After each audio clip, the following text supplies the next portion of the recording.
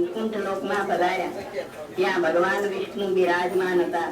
તત્ર નારાયણમ દેવમ શુક્લવર્ણમ ચતુર્ભુજમ શંખ ચક્ર ગદા પદ્મમ વનમાલા વિભૂષિતમ.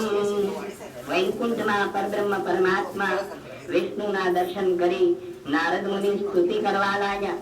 નારદ ઉવાચ નમો વાગમ સાતિ રૂપાય નમો અનંત શક્તયે આદિમદ્યાંતહિર્નાય નિર્ગુણાય ગુણાત્મને સર્વેષાં આદિભૂતાય ભક્તાનામાર્તિનાશિને. નારદ મુનિની સ્તુતિ સાંભળી ભગવાન વિષ્ણુ નારદજીને પૂછવા લાગ્યા, હે નારદ, તમારા મનની ઈચ્છા જે હોય તે મને કહો, હું તમારી ઈચ્છા અવશ્ય પૂર્ણ કરીશ. ત્યારે નારદ મુનિ કહેવા લાગ્યા કે પ્રભુ, હમણાં હું મૃત્યુલોકમાં ગયો હતો.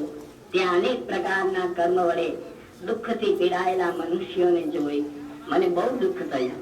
તો તે મનુષ્યોના દુઃખ દૂર થાય અને પરમ